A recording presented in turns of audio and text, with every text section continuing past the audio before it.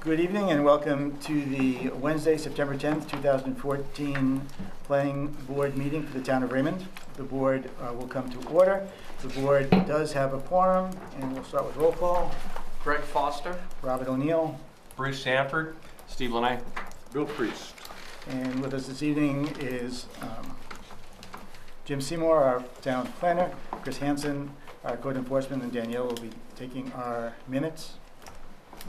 This is a public proceeding, and unless the board specifically votes to go into executive session, you have the right to hear everything that is being said and to look at all of the exhibits that are presented. Please notify the chairman if you are unable to hear or to see. The board works from a published agenda and will be considering tonight's items in the following order. We have approval of the minutes first, then the continuing application for the Fry Island project, followed by formal acceptance of our revised bylaws. In each instance, the burden is upon the applicant to demonstrate compliance with the provisions of the applicable ordinances. After the board votes on the merits of each project application, it will prepare a written notice of decision. Because the notice of decision may substantially affect any appeal rights, and also as a matter of courtesy, the board asks that those attending the meeting with regard to a specific project not leave until the board has completed its discussion on the project. Generally speaking, appeals from adverse decisions must be filed with the appropriate appeals board of Superior Court or as otherwise provided by law within 30 days of this board's decision. Also, to be certain that you preserve your individual right to file any such appeal, you must be certain that the board's record evidences your appearance this evening in opposition and the basis of your opposition. All persons speaking, including representatives of the applicant and members of the public, are asked to stand, state their name, address, and affiliation with the project, and do so from the podium. You must sign the sign-in sheet if you are speaking for or against the project, and all persons speaking shall address the chairman. All right, our first order of business is the approval of the minutes for August 20th, 2014. Move that we accept the minutes.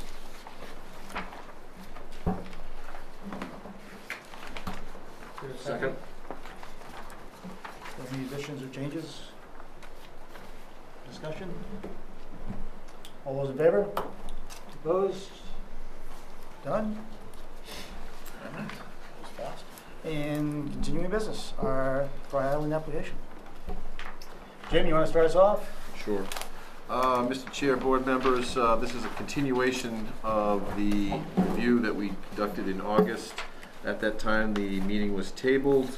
The board did kind of go through each one of the shoreline zoning and site plan requirements and left the applicant with a few questions and looking for more information. Specifically, information on the lighting of the parking lot, where they stand with the main DEP.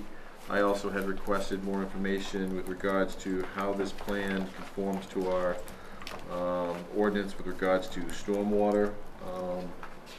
And finally, information as far as Cape Road widening in conformity to construction methods by the Public Works Director.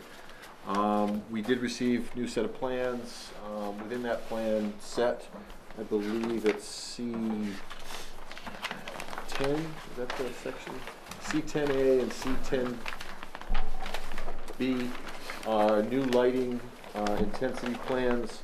One shows with poles and bollards, one shows with just poles and double fixtures. And from that you can get a sense of the different lighting intensities. For my memo, I suggested that we go with 10A, which is the one with 12-foot poles and some bollards at the end of the parking lot. It's kind of a combination. I didn't see the need to go to the double heads with a more intense light. Felt that that one, even though it's still below the town's requirements for lighting of a parking lot, that it comes to a reasonable compromise for what the neighbors want and for what the town needs. Obviously the applicant is here this evening. He has his light meter with him, so we can review that and the other items that we need to go through tonight. What I would recommend is that the applicant go through, go over what changes or revisions and updates that he has for us with regards to this plan and project. And then if appropriate, we can get into more discussion on the lights. And then if the board is ready, I think that we can start going through and actually taking some votes on the various requirements. I know because we don't have the DEP approval this evening, we can't grant final, and there may be some other ones that we still need some information, but I think we're at the point where we can start chiseling away at this long list of requirements.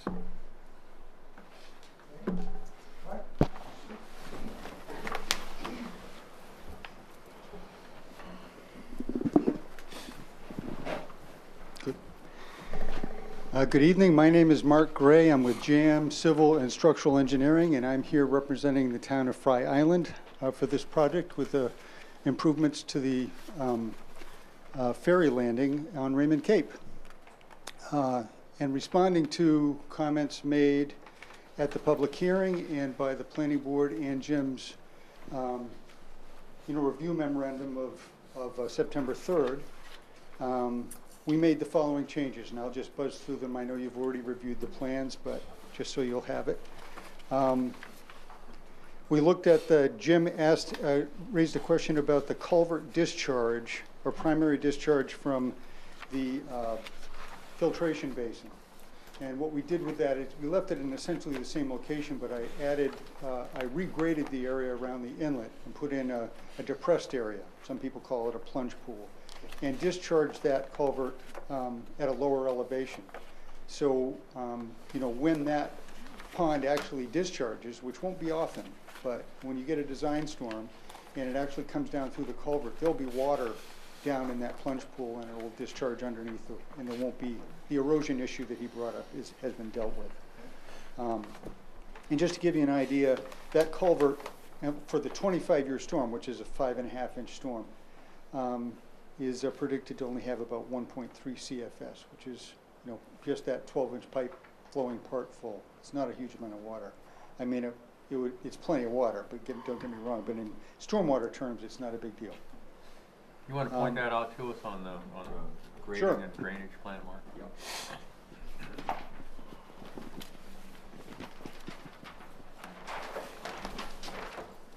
It's right here. Yeah. That's what I That thought. culvert. And there's a better picture of it. Actually, I think on CO5 is a blow up. Jim also requested. You can see even better on sheet CO5. Here. This is a 20 scale. Yeah, couple The test pit data demonstrating the groundwater table is below the floor of the basin has been put on the drawings. Light base details for the 12-foot poles, which we hope we won't have to put in, have been added, but they've been added for completeness. The utility easement that Jim requested be put on additional sheets have been put on sheets CO2 and 3, CO2 and sheet CO3. Notes describing the construction controls that we're proposing to protect the town of Raymond's interests when the Cape Road is improved. Jim's comments related to the idea that the reconstruction of the Cape Road here, or the addition of that additional lane, is something that it's actually going to be a construction project for town stuff for the town, and it should be controlled. And rather than developing a full set of construction documents at this stage, which probably is premature, the better thing to do is when the town of Fry Island gets ready to build this, assuming that they do, then what we would do is we would prepare a set of construction documents, including bidding documents. Bruce knows what I'm talking about. And those would be reviewed by town staff to make sure that your interests are protected. We would also, we have notes on the drawing to the effect that at critical junctures, there will be full-time inspection. In other words, we will do what needs to be done in order to make sure the town's, interests are protected, including, appropriate performance payment, bid bonds, whatever is required. Now, the full-time inspection you were going to work out with Yes, the town. and I mentioned that on some of the notes on the drawing. I think full-time inspection is prohibitively expensive Mhm. on a project like this. What typically towns do to protect their own interests is they'll write into the construction documents that inspections are required at certain At certain junctures. And, especially on this drawing, on this job, putting a base, when the bases are put in, that's when it's most important. And is that, at the town, Have we, as a town, said okay with that as far as? Yeah, what we've done is, in the back of my memo, I've given you some considerations, and that was Yep. one of them that we would consider, that along with a mandatory, pre-construction meeting, we'd sit down with their selected contractor, their engineer, town staff, and go through and derive exactly what we want for a construction plan going forward, to include inspection dates. Because again, we don't know what their construction methodology will even be, so it's kind of Right. tough to gauge at this point. So the idea is we'd put that off and put it back on staff to work that through. And there are notes on this sheet CO2 that describe that in overview, but almost every project that I do in the public sector procurement has has a pre-bid conference and a pre-construction conference to go with it. So that everyone who's bidding understands what the requirements are, and then at the time of construction, you actually get a little bit more nitty-gritty about, what Does that wind up coordination's being required. Does that wind up being a condition of approval then? Yes, yes, it will be. And I would almost recommend that we have a separate bond for Cape Road than for the rest of the project. Okay. Oh, definitely, that's right, because you'd wanna, and I also in this describe what portions would be under that. You know, we would come into here for a certain distance. Right. So there's a nice smooth transition. We would also make sure that all of this was picked up. And, this culvert replacement. So all that stuff would be part of, that Package. separate construction project. Now, it might be the same contractor that does the whole Sure. thing, but there would become two contracts. Okay.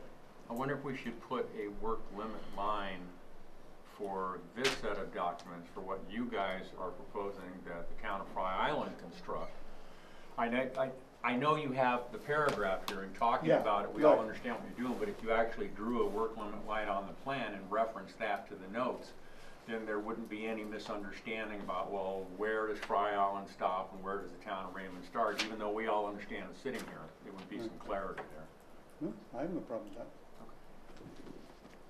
Would you like to see that? You can make that a condition when we get to that. I'll note it. All right. All right, next.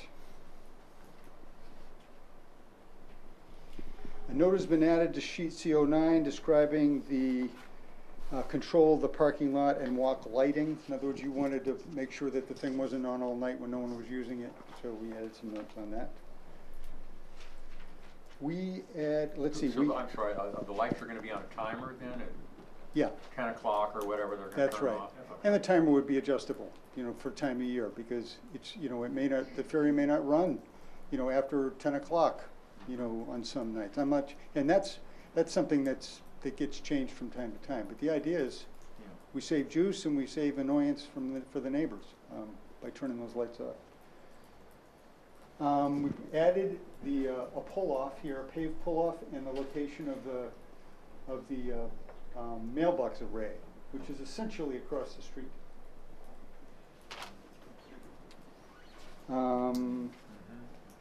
Added a movable sidewalk sign on either side here. There would be one of those, you've seen them, they're just freestanding things that, just slow people down and emphasize the fact that there's pedestrian activity there. A movable sidewalk sign. Yeah, it would be, I don't know, maybe that's not the wrong term to use, but you've seen it. It's like a cone In the middle of the road. in the middle of the road. And it has a Anchored. little sign, on it that says, Oh, stop for pedestrians, stay stop for off. pedestrians or we'll shoot you, that sort of thing. And it's, it has bright colors and so forth. And I put one on both sides of that sidewalk. So there's one on each side. They're very easy to move. And it probably wouldn't be left out there all the time, but they would be put out there, peak periods, Friday nights, Saturday nights when people are coming in. Wheelchair ramps have been shown.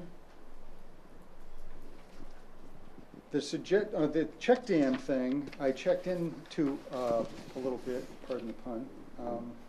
It is, check dams are, as a standard erosion and sedimentation control element, are used oftentimes in a steep ditch when you're trying to vegetate a ditch. Because you can't get grass to grow immediately, and you might get a gully washer in the meantime. And what it does is it tends to slow things down, because especially, it doesn't do a thing for a design storm. A design storm, it's gonna blow everything out. But on smaller storms, what it does is it slows the water down and puddles it behind these. And if you're lucky, it just blows, you know, it just kind of weeps its way through. It just slows things down so you don't lose your grass catch. When you've already got a riprap ditch, you know, the ditch is designed for a design storm. In other words, it's sized for a big storm that only happens once every 25 years or so, statistically anyway. And in a situation like this, you're actually diminishing the capacity of the ditch, because what you do is you create a lot of turbulence, and then it bumps up over the top and then comes back down against, you know, yada, yada, yada. The other thing it does is it creates a maintenance issue, because it catches crap in the, you know, debris and so on and so forth. So the only place where it would be really good to have those kinds of check dams is on steep ditches, and all our steep ditches, we've got riprap, which once you put it down, it's good. You don't have to wait for anything to grow. So the idea behind check dams, I think, is a good one in general terms, but I think in this case, the position we're taking is that they're going to be more of a nuisance than they are help. So that's and we reserve the right to be corrected. Let's see that. Okay, the interceptor ditch that Jim picked up. You know, we had the interceptor ditch kind of dumping over the bank here, and you know, Jim very appropriately said, you know, we got to do something with that. We don't want that just dumping down over the edge. Even though there's not a lot of water there, you know, we rip-wrapped that area, connected it with a ditch, so it'll look like one, you know, smooth piece. Oh, we also added, you know, formally detailed this whole area in here. We've got water coming down this intercepted ditch. Of course, we've got water coming this way and so forth. So this has all been rip-wrapped and regraded, this whole side, including this area that I referred to earlier, which is kind of a plunge pool type thing at the bottom of this discharge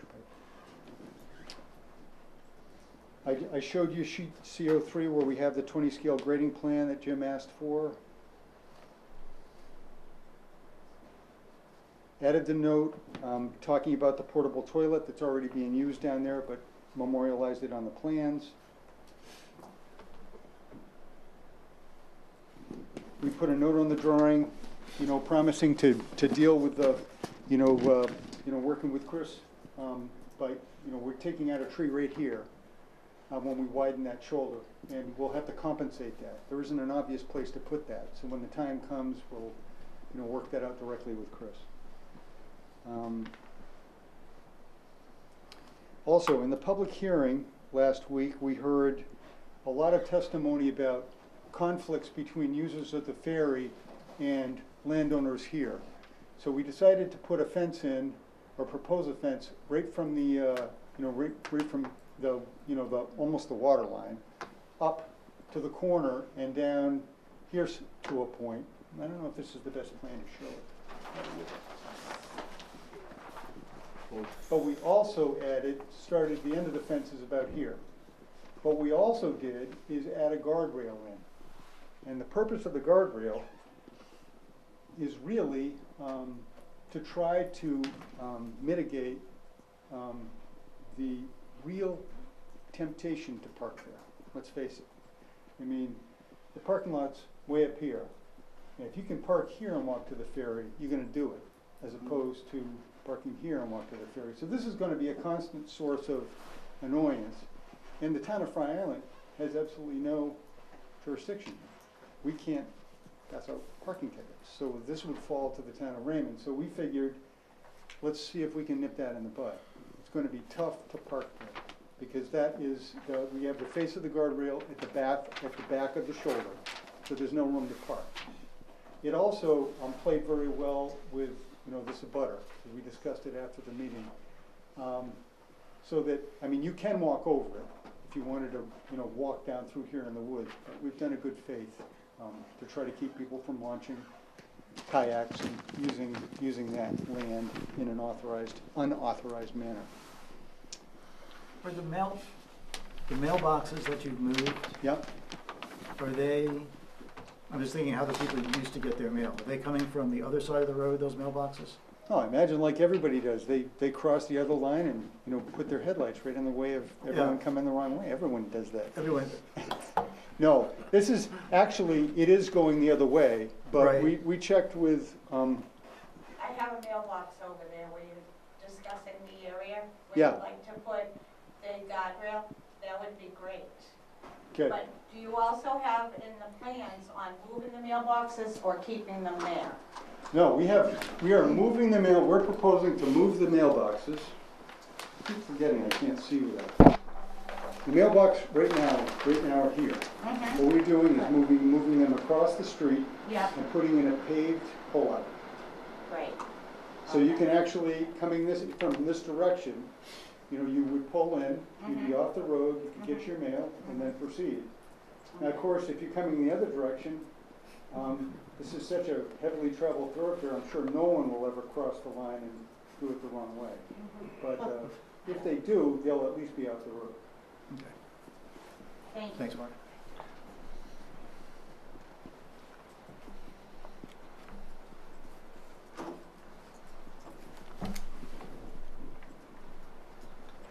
Okay, I added notes on sheet CO3 stating conformance with the parking provisions of the shoreline ordinance. The new provisions, the recently added provisions. Plantings have been added to the back slope of the soil filter that we talked about last week. This area right here has all been planted with trees.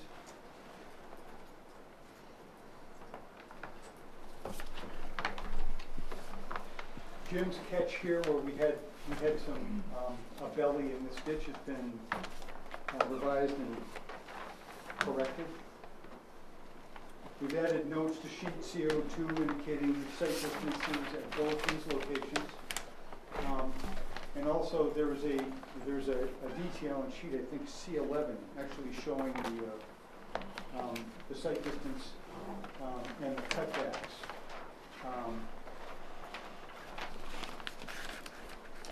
In vegetation that are required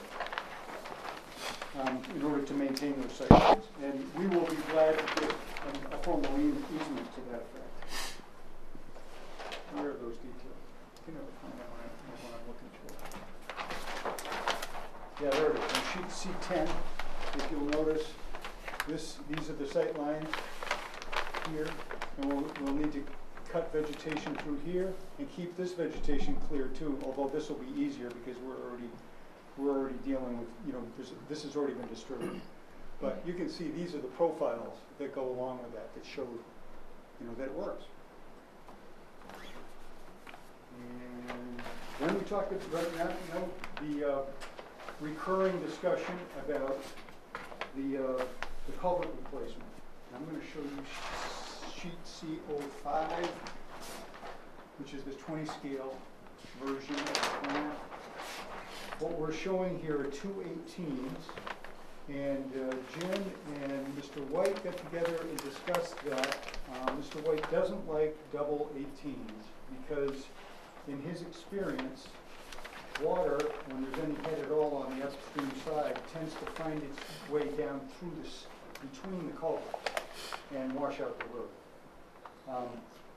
And anyway, without going through all the details, he would prefer to have a box culvert in there, which I'm fine with. You know, we will work that out.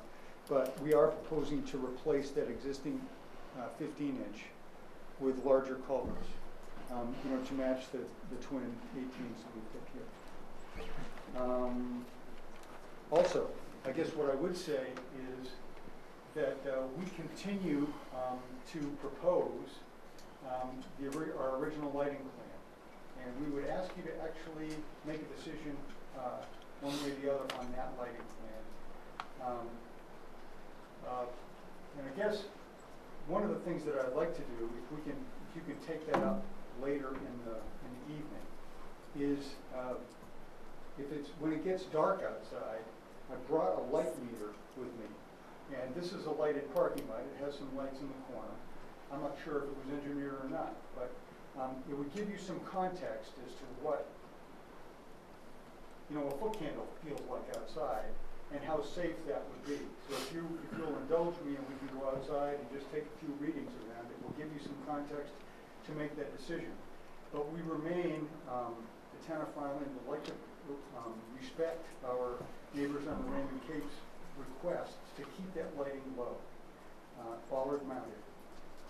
And we would encourage you to agree with us that that's adequate for us to maintain the safety of the parking. I have a question. The pipe invert relates to the bottom edge of the pipe, correct? Inside bottom, Okay. At the plunge pool, yeah. you show the inverts as 280, but the grade of the plunge pool is 278. Right. That's, plunge pools are deeper than the inlet. With standing water at the bottom of the idea is plunge. that So that's below the riprap level, so to speak. No, the whole plunge pool is riprap, but you end up with permanent water in the plunge pool as like a sediment trap. Okay, oh, yeah, okay, all right. So you're showing the pipe 2 feet above the bottom of the plunge pool. Or reversely, the bottom of the plunge pool is 2 feet below the pipe. Yeah, that's, I prefer. Okay. There's one other thing I wanted to note about the plunge pool. Just get Jim's take on this. If the plunge pool is at 278 and the edge of the road is at 282, the edge of the road is only 5 feet away from the 278 grade at the bottom of the plunge pool in a horizontal distance, and yet we're dropping down 4 feet. Yeah, it's And that's almost a 45 degree, which I'm sure we can find many cases around Raymond where that's the case, but I'm just concerned that there is an issue for somebody whose right tire goes off the road coming up Cape Road, that they're just gonna dive right into the plunge pool, and should we put a 15-foot stick of guardrail along the road right there to guard against I think you'll find that situation exists on the other side too. I mean, currently. I mean, if you wanted to put my own feeling is that that's, as you point out, not uncommon on rural roads. And Right. it's, that's the way it is. And sometimes what you put in to protect yourself from that actually creates more of a hazard than leaving it the way it is. So you're right. I mean, you could go into the ditch there, but I don't think it's atypical for the, My for the tip road. would be is as long as we preserve the shoulder to its normal width, then the slope from the edge of the shoulder down to the plunge pool shouldn't be an issue. Good question. So unless you have some questions, I'll let you start your deliberations. That sounds good.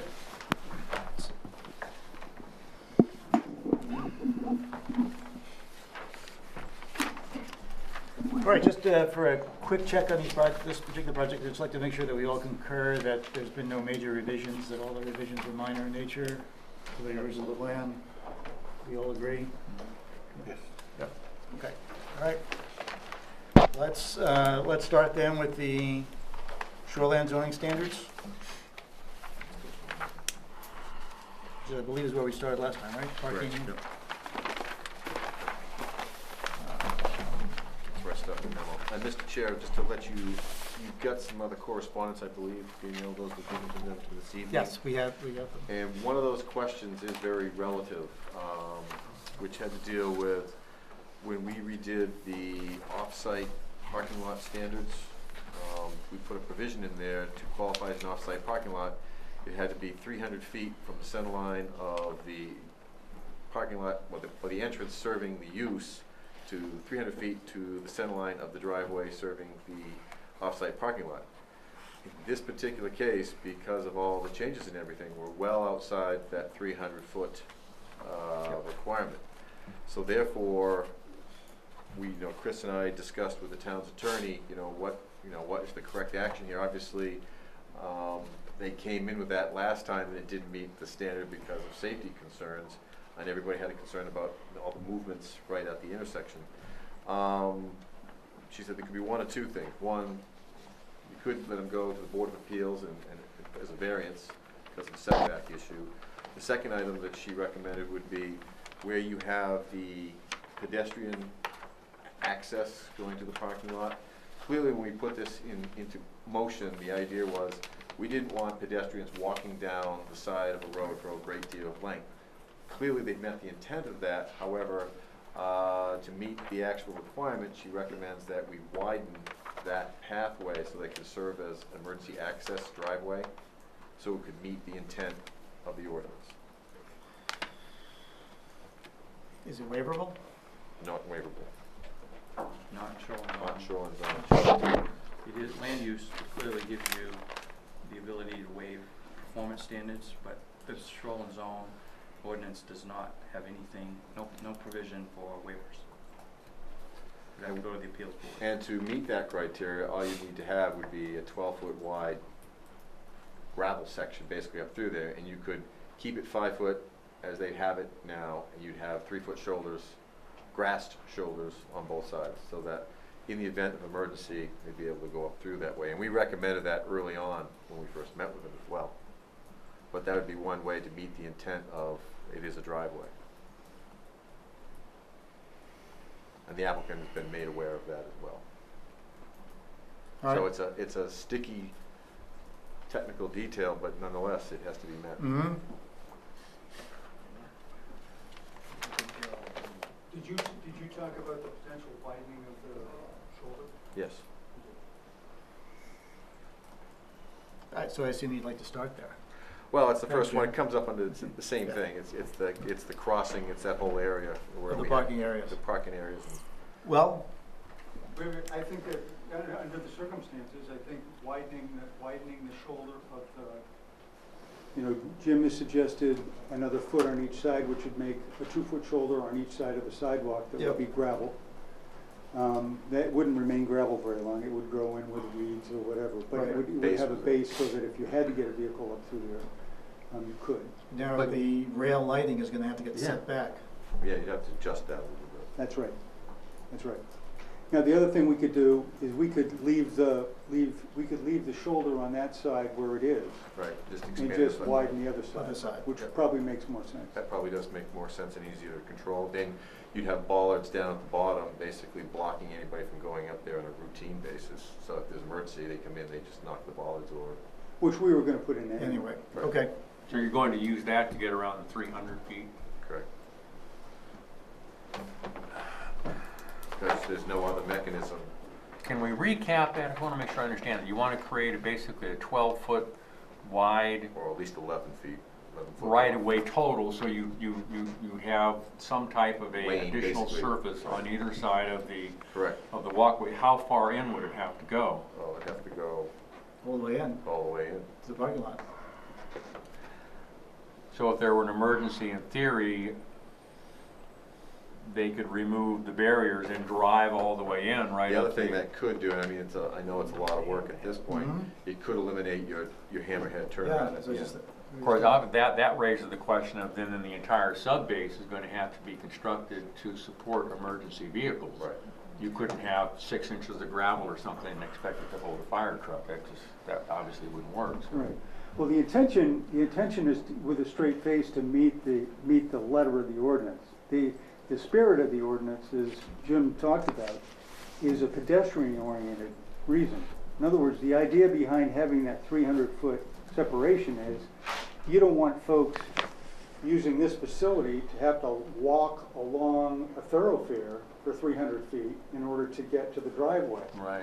But what we've done is we've actually provided a place for them to walk. So in spirit, the ordinance is met, but technically it isn't met. So what we're offering is a technical solution, which is if we can technically with a straight face say that road could act as an emergency road, which it can, and we'll make it wide enough so it can.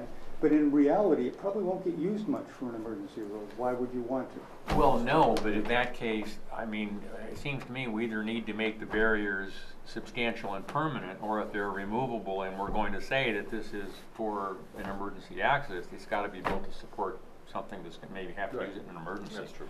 It's not a big deal. I mean, if you wanted to, most of that sidewalk is in fill anyway, so we can, if you wanted to change. Talking about another foot of fill instead of 2 feet, I If you mean, want- if you 2 want feet more instead of gravel, 1 You foot. can have more gravel, yeah. not a big Steve. deal.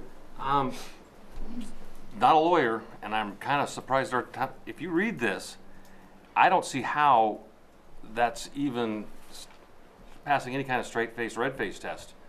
It basically says, they are within 300 feet of the lot containing the associated permitted use as measured from the center line of the lot's driveway entrance to the center line of the driveway entrance of the off-street parking lot. Right. The driveway entrance.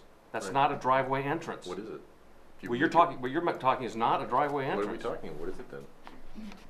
It's a sidewalk. No, but if No, you no. widen it and you make it passable, it's a I don't- driveway. It's an emergency driveway. But- Steve, just to No, let I you know, but I'm just, No, it's a good question. I think, just to let you know. We this should is ask more our town information. attorney to pass on my that. concern is, this, You already not did? your project. Right. This is gonna set a precedent. We just passed this ordinance, and now we're looking at ways of getting around it. Well- And that's what I'm concerned about. The next one comes along, well, what are we gonna accept as a driveway entrance in the future? Well, I mean, for the sake of purposes, they have given us the shortest pedestrian route to that parking lot, crossing a agree. major road. I agree. And they have addressed your concerns of safety. And I guess if we're gonna do anything, you know, the only thing we can go back and is revise that section to say, you know, we can't account for every possible scenario that ever pops up with these things. However, if pedestrians, you know, we can put language in there and revise that ordinance again, but, you know, do you wanna open that up right now? What? Versus kind of undermining it. I don't think that we're undermining, we're providing a driveway. And if you look up the definition, this is where it even gets more cloudy, Steve, is you look up the definition of driveway under shoreline zoning, it just applies to single-family and two-family residents. We did this run this by, I think it was run by the town's attorney, it was also run by our attorney, or Phi Island's attorney. And, we got generally, you know, a positive response that it would be defensible Okay. if it were Next. attacked in court. Next question I would have is, if you look further into in the parking lot ordinances, if you were to put in another pod, and I'm not sure where it is, if it's 2 pods or 3 pods, it requires another entrance. So, but I also believe I read in here that you're limited to 2 entrances. So I mean, you could get into a tangled mess of how many entrances do you really have on this parking Well, facility? At that point, you know, I mean, it's I gonna be mean- a whole. No, that's a good point. Well, if you took that to its extension, if we're going to call this an entrance and you have another driveway entrance, those are your 2 driveway entrances, and an additional pod would not be able to be served by another entrance. And if it could not be served by one of these 2, which is really the one off of Quarry Cove Road, you'll never get another pod in there. Or they'll have to reconfigure the whole thing again. Well, it would, yeah, I don't think they would I do mean, that. they could come in It's off of obsolete. I mean, we're dealing with, you know, tomorrow and beyond, which is not what we're here to review. We're here to review what they have before us Right, this evening. right. But I mean, they could come in and re-engineer a new entrance coming off, they could eliminate that and come in with a new entrance off Cape Road somewhere else down the line, fit that next pod. We don't know at this point, that's not our problem tonight. No, I mean, it is a good point. I mean, under the circumstances, you know, we're dealing the hand that, you know, playing the hand we're dealt. So I think this is the, you know, I think the argument is that this really meets the intent of the ordinance. And we found a way, I think, to meet the letter of the ordinance as well. I think it's a reasonable solution. It certainly seems though, if we somehow figure this out for the application as being acceptable, then, as Jim says, we can't predict the future, but it looks as if you are gonna be, pretty much this is it. You know, without substantial, No, we would have to you know, come up with some more fancy footwork, wouldn't we? Now, as a driveway though, it's not gonna meet site distance, is it? It will? I Yes, think it will. does. It does meet the site distance? It did before. Yeah. Oh, that's right, it's not the one that's on that side, okay.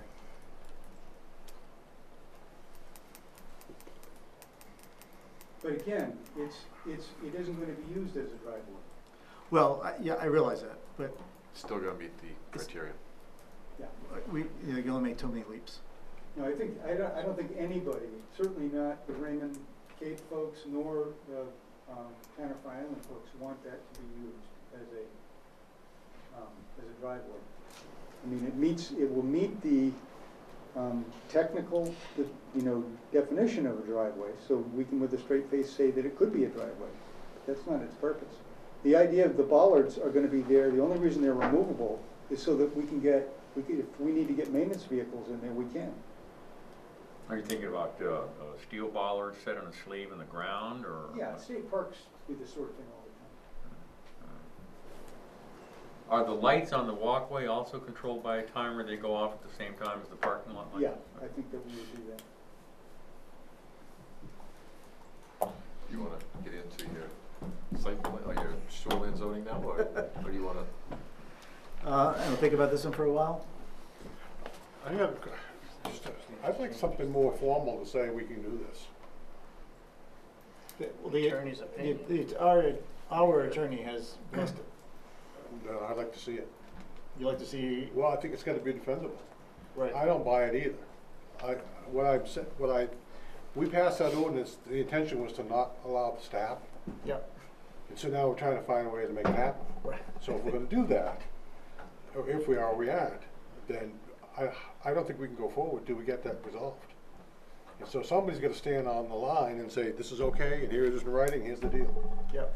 Because otherwise, as a planning board, we're going down a path that we don't really know if we can go down. Because right here, we can't go down it. But we have, at this point, hearsay that we can go down it. Mm-hmm. But it makes me awfully uncomfortable to move that far off center. How much work, having not done through this, how big of an obstacle is it to go the other route and get the variance, zoning variance? I think Chris would be able to speak more to that during You the Board have of to meet Appeals. the conditions of variance, the fifth one being hardship, that you cannot get a reasonable return on the property without getting that variance. That is typically very difficult at an appeals board. Can the planning board reconsider the issue if the appeals board turns it down? Or if we send it to the appeals board, having said you handle it, whatever the appeals board says, that's it? They would either approve or deny the variance request. If it was denied, they could come back with a different application with a different design.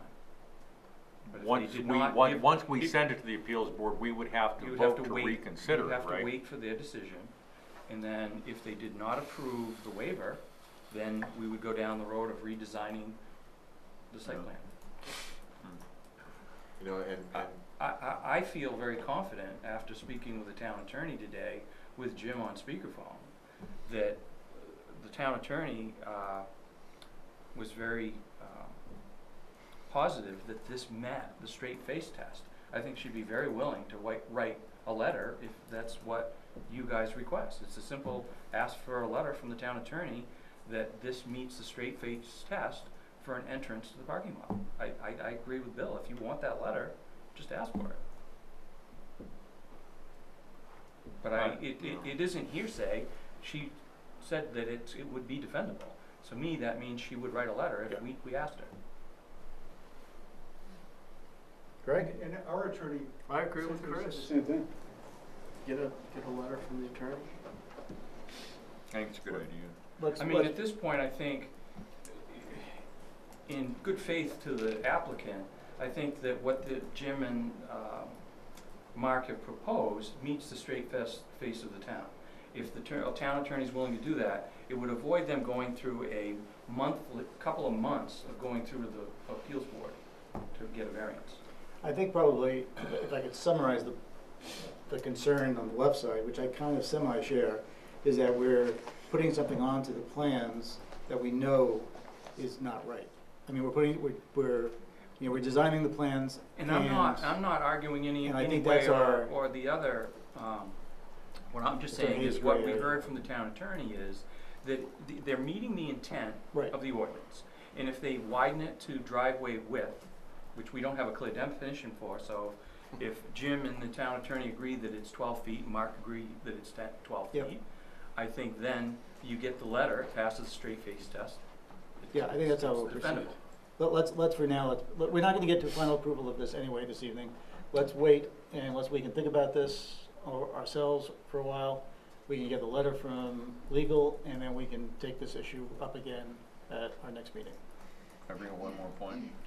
You know, Yeah, If we get to the point of determining this, and we're talking about the type of construction, I think not only should it have to bear emergency vehicles, but you were talking about whatever we use to extend on either side of the paved driveway, it's just gonna grow in over time, which that means you may need to think about grass pavers or something like that. Oh, no, when I say grow in, I'm talking about weeds. Oh, well, So that I don't. We're gonna keep it mowed. It will be mowed, Okay. yeah. I thought you meant trees. Oh, Can I ask one question? yes, Okay, this is my one question, and I'm not sure how to address this, because once this is built, you're gone. Some of us will still be here, we hope. Mark will be back. He'll be back. He never goes But- away. What can the town do, and I don't know if they can do it, I'm sorry, I just see people not standing by what they say, and I see those bollards coming down, and I see that being used for golf carts, and eventually the town of Fry say, well, you guys approved it as an entrance to the parking lot, and now we're using it as an entrance to our parking lot. That is what, I know, that's the concern. I got a real heartburn on that one. Well, you can put a limitation that's for emergency access only. And that bollards have to be maintained. That's an enforceable issue if the bollards aren't there. Oh, we're fine with that. We have no intention of using that as a. I mean, we have. Well, I know this group of Fry Island doesn't, but I'm 5 years down the line, when it's a Plus, different there's- group. The other thing, this issue of golf carts is kind of a red herring, because there's really, there won't be very much demand for golf carts to go up there and use that facility either. I mean, It was on your original design, but. Okay, let's leave it with this. Let's go, we're gonna go on. We're not gonna we won't have that resolved. Jim, if you'd asked legal for just a letter, I'll do that kind of, or Chris? The town attorney right now. Perfect. And then just ask that, what we just talked about. Yep. And then we'll read that letter and then we'll go from there. All right, so is that where parking, so we're back to item G in the parking areas. The other thing that came up, or has come up, but I really is not so much in here, is parking spaces. It was a big issue. Are we accepting the size of the parking lot for the parking space, the demand for the size as appropriate? The number of spaces, you mean? Hasn't it been redesigned to be 50 or less now? Mm-hmm. So there's no waiver for the number of, okay. Nope. But we had issues. But the ordinance clearly states that we have to say that it's properly sized. Right. Oh, Which they provided the same And that traffic study that they did for the previous Previous application. application, except now they've added 7 more spaces. Right.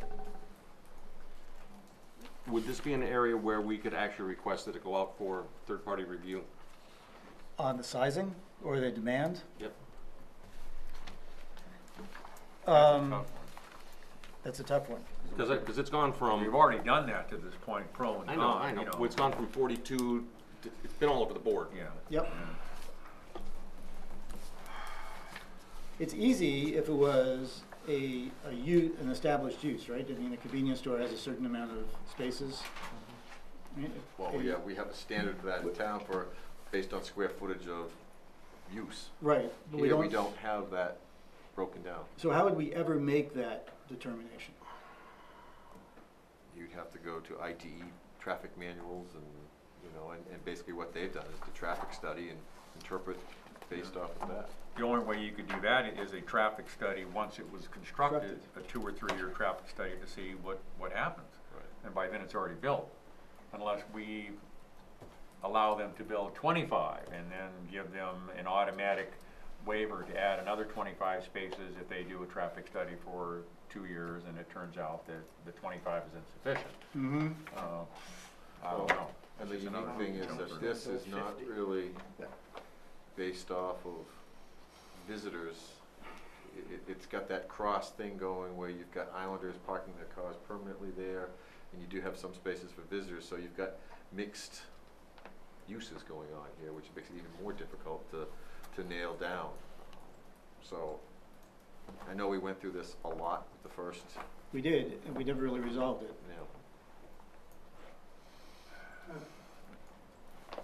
Mark? Just a point. Yep.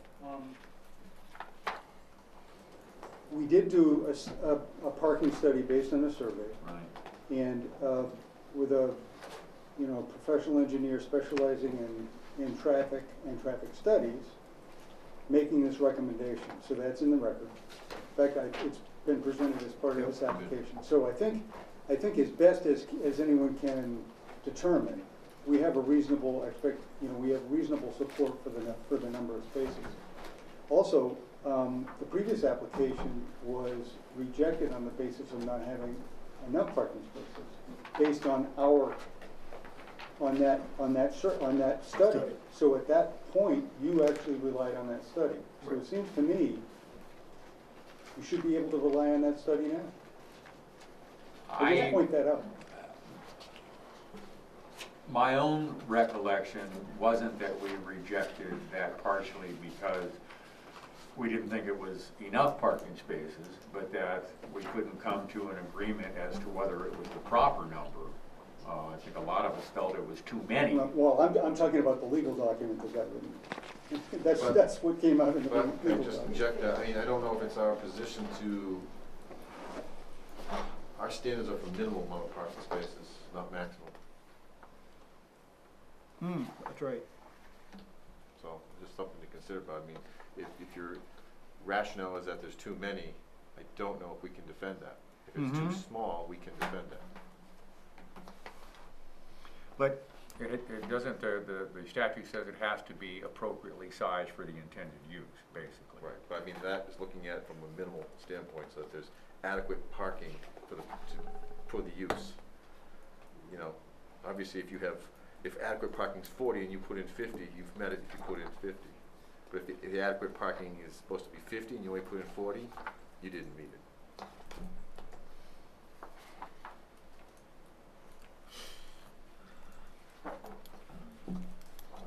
So I would think that we should go off of the study that we have right now, that the applicant submitted. And we used it, and it's, we're never going to get a definitive answer to this. No. And we do have a licensed engineer that has given us, a traffic engineer that has given us his opinion. And there's going to be some slop. Now, one of our concerns in the last time around was it wasn't adequately sized, so that it was going to just exacerbate the problem, or not fix the problem that they were attempting to fix on Cape Road. But that's no longer really the issue, because that's not going to get developed. So, Well, and you've I got would- provisions now that won't allow people to continue to park on Right. Cape Road with the guardrail addition, the widening for the queue and things like that. Before, they weren't doing those improvements, so people physically could still park on the side of Cape Road, and that's what one of the concerns was, is that, okay, that lot fills up, they're gonna come back around, they're gonna park on the edge of Cape Road if everything's filled up. and Now, make it worse. with the improvements they've made, they can't park on Cape Road. Right. So I think I'm pretty comfortable going with that, yes? Now, one very direct question to the applicant. You submitted this application with 54 spaces. Now we're at 50. That raises in my mind a question. So that's what I'm saying. The number of spots for the entire time I've been on this project has been a moving target.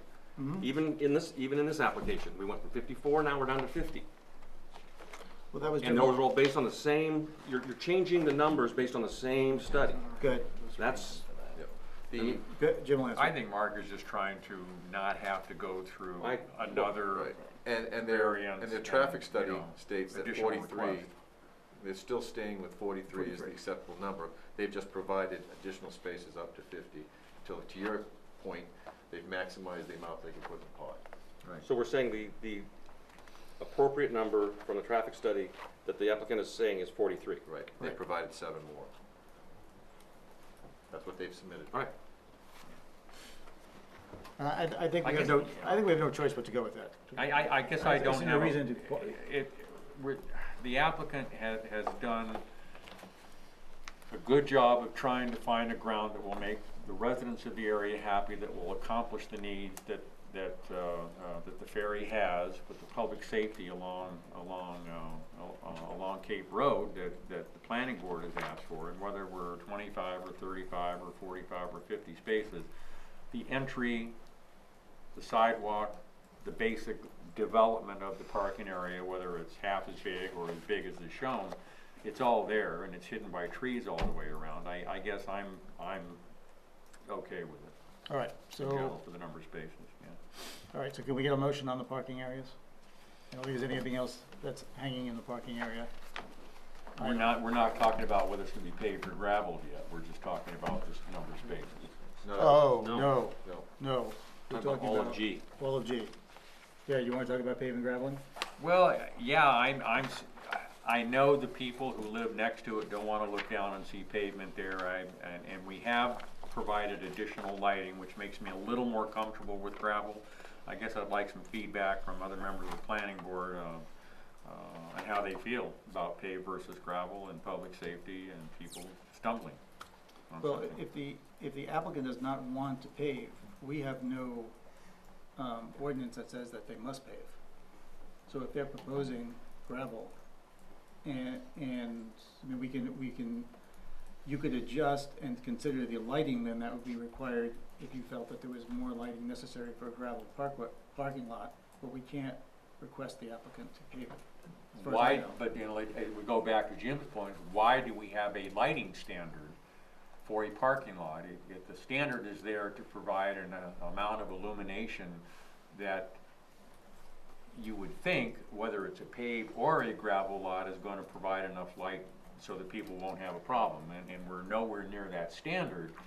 So doesn't that open up the question of whether it should be paved or not, even if we don't have anything that says thou shalt, then, No, I think you can make the argument that you can go for the maximum, the required level of lighting that's in the ordinances, right?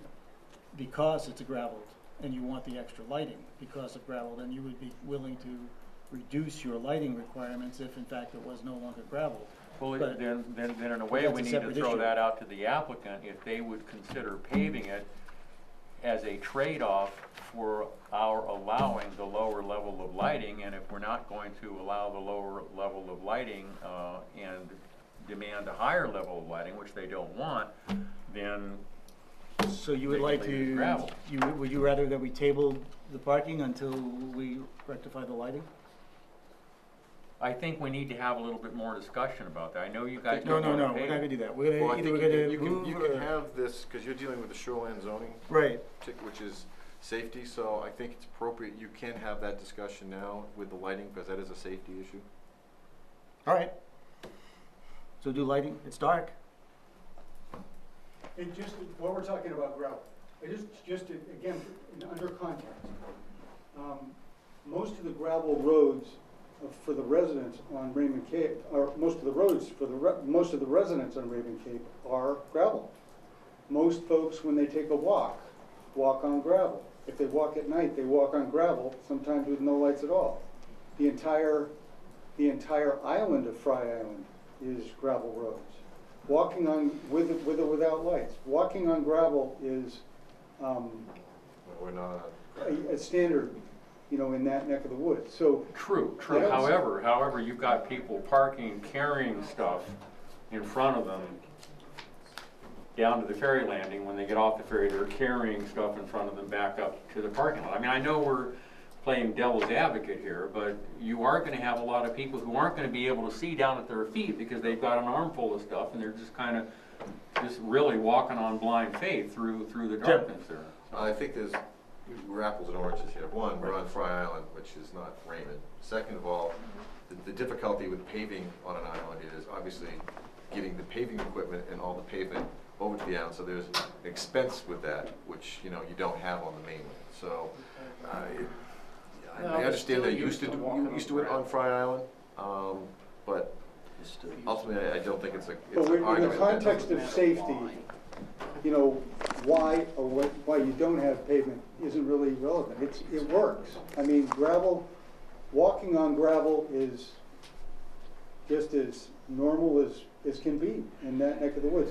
And a lot of folks on Raymond Cape, when they take a walk, they're walking on the shoulder of a road, which is gravel.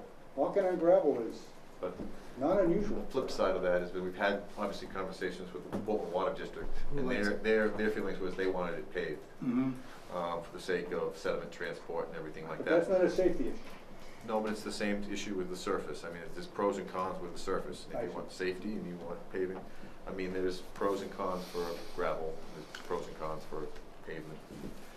I don't think that, from a safety point of arguing about what Fry Island does is pertinent to what we do in Raymond, that's all. All right, let's go and tell us what you're gonna do for lighting. Lighting, our proposal, even though the drawings that we've shown you with the A and the B after it aren't for informational purposes. Okay. As you requested. Yep. We also did a sightline study. I don't know if you get a chance to look at that. Mm-hmm. Do you want me to go through that a little bit? Yes, please. Because it goes to the issue of light, which you're taking up. So I thought we might.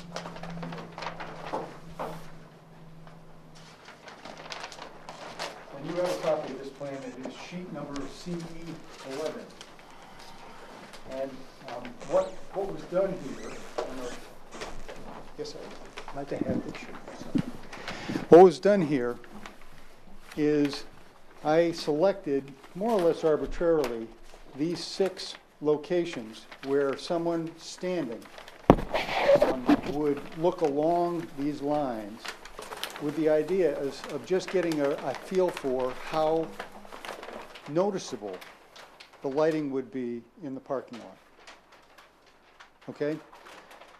This first one is as if someone were walking along the shoulder of the road, as folks oftentimes do, and what their view shed would look down this way. And as you may recall, Steve pointed this out on the site walk, that the view shed in this direction is,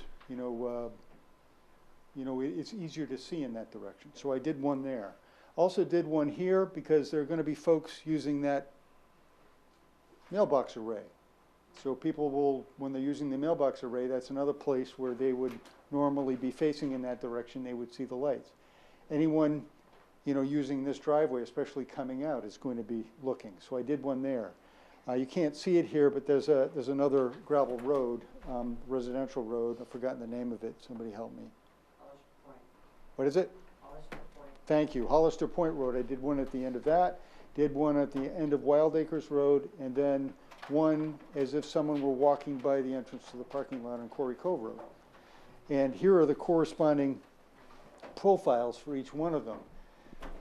If you can see here that the one from the north along the long axis, the view shed that Steve was talking about, is the one where there's quite a bit of real estate between there, and there are some trees between, but there is very little topography.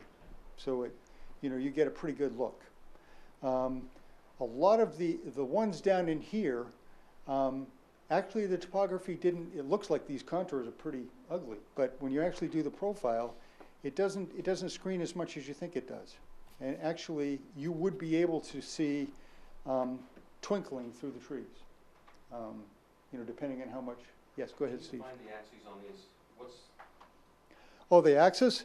There is an exaggerated vertical scale of ×2. what are these numbers? What are these? Is this Oh, that's the stationing in feet on the bottom, and along the vertical is the elevation in feet. You've got the 12-foot pole. So there's nothing showing like- the grade at the road and the sideline on the top of the pole down there. That's right. These are the top of the pole. Steve, Also, what? so there's no situation of diminishing light. There's no light intensity on this. Oh goodness, no. Okay. This is just so you can kind of see what it looks like Just along giving you that the line. visual line of sight. No, I was okay. Yeah. And what these triangles are is to get an idea. I think that's a 60-foot tree. It's just to give you some scale. That's what that looks like. These little symbols right here, it is to scale what a 12-foot pole would look like and where the light fixture would be. So you can see that the lines that I've drawn here is actually the line of sight. I've figured that whoever's walking along the road, their eyeball is going to be 5 feet off the ground, which means they're going to be pretty tall. Sorry, Barb. You would be a little bit lower. But it is. But that's just so you know what the assumptions are. But in looking at this, I think the conclusion that you would draw is that the lighting is going to be more visible than we might have thought. But if this would be a non-cone type of light. No, that's right. These are cutoff fixtures. These are cutoff fixtures. They are. Although the bollard fixtures are not cutoff fixtures. The bollard fixtures actually will have light pointed in a horizontal direction, but it's much lower and therefore more acceptable to the neighbors, because their feeling is that is going to be less noticeable than a light fixture. Because even though it's a cutoff thing, if you're looking at it from underneath, you'll see a little bit. So that's what that's all about. Also, just in case you want to do this, I want to take this opportunity to suggest it. And that's that I did bring a light meter with me. One of the things that you were concerned about last week, you wanted some context. What does 1 foot candle feel like? Especially when you're trying to evaluate safety.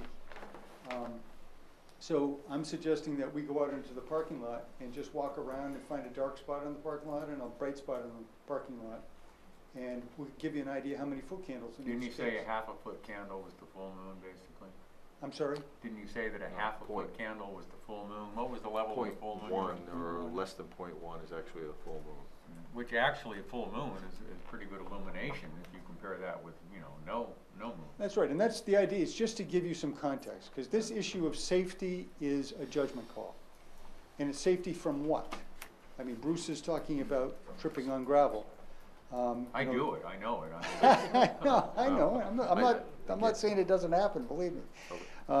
But I mean, the idea of safety and how much light do you need to be safe is a judgment call. So I wanted to give you some context, and I thought this was one way to give you context. The other way is to just go out into the parking lot and measure some light levels to give you an idea. Just one thing on that, it technically by our ordinance is not your judgment call. We have standards in place for that. Right. What's a judgment call is if you want to waive that.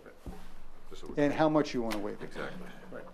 Let me ask one question, and I know this is, you don't want to talk about paving, but I'm going to ask this question. Is there any liability, maybe we need a legal opinion from our town attorney about this, is there any liability at all possible to the town of Raymond if the planning board approves a parking lot with a gravel light with less illumination than the town standard, and somebody does trip on the gravel and hurt themselves and they want to sue somebody? They could do that if we put a paved parking lot in. No, I think Bruce's point is if we waive the lighting requirements. Oh, I don't think you can sue a town for that. I mean, you can sue anybody for anything if you want to, but I don't think there's any grounds for anybody having support of that. Bruce, I live on Quarry Cove Road, and most of the residents, we just had a meeting over this, they would like it paved compared to the one person Ma'am, that you we- did speak to. Ma'am, we can't take public comment, but, It's an interesting you. comment, though. all right.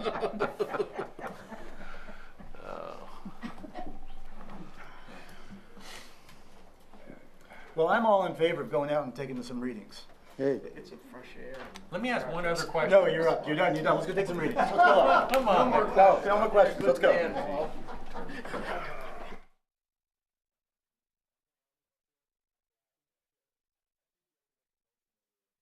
Going outside because the viewers will be able to. The viewers might not, Yeah, they don't All right. have to see this. I move we Session. temporarily move the meeting outside so we may look at Exactly. ambient light conditions there. look at thereby. that. all right, all those in favor? I second. Second. Here we go. Second.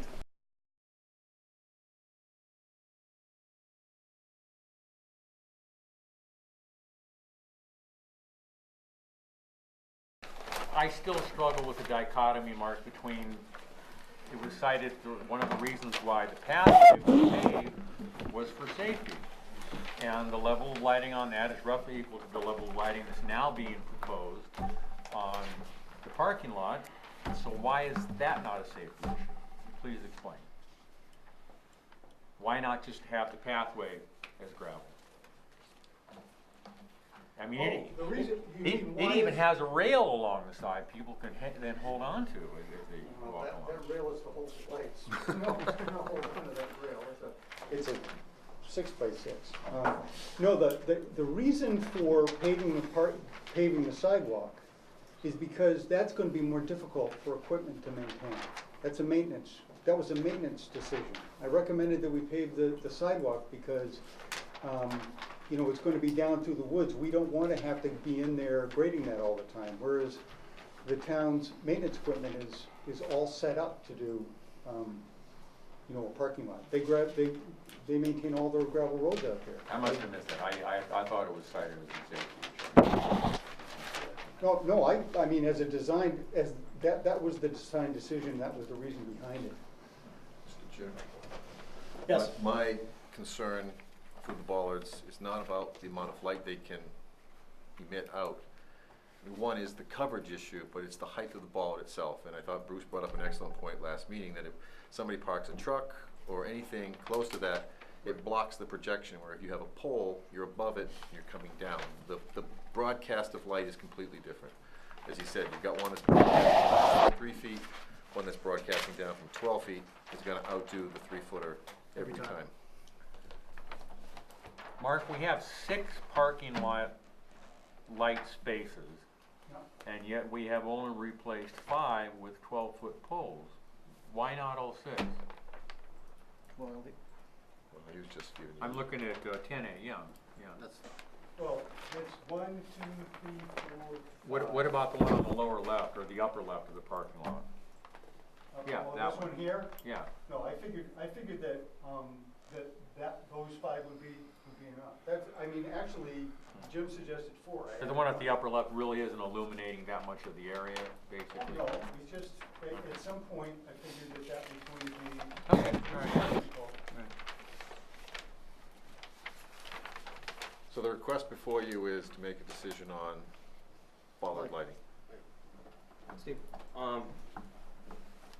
Drawing C11, when you did this, these 12-foot lights, are these on the back side of the parking lot or on the front side of the parking lot? 'Cause They're in the that's- same location as the bollard.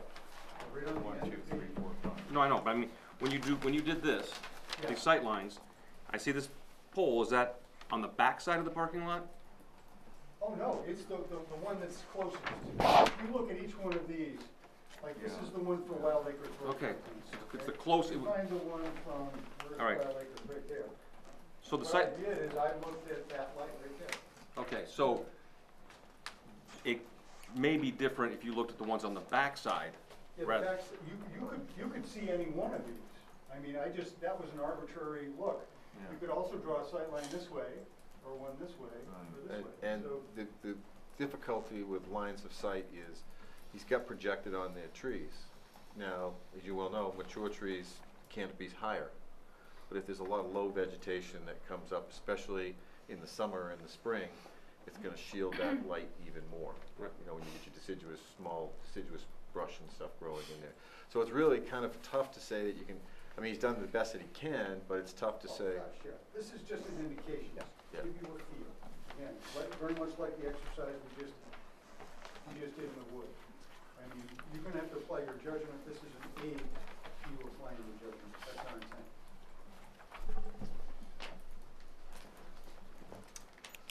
The motion before you is for, they've requested that we There make is a no decision. motion.